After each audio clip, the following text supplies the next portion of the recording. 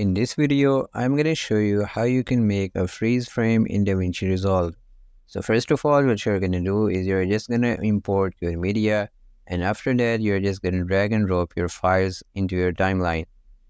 And as you can see here, we have this video. So for example, I want to add my freeze frame over here. So you're just going to move your player to the place where you want to add your freeze frame. And once you have done that, you can just use this razor tool to cut this clip from here. Once you have done that, you're going to move one frame forward by using arrow keys on your keyboard. After that, you're also going to cut it from the new place. So just click on that. And if I zoom in into my timeline, as you can see here, I have cut it from these two places. Now what you're going to do is you're going to right click on this small clip, and then you're going to click on change clip speed. After that, you're just going to select freeze frame from here and then click on change.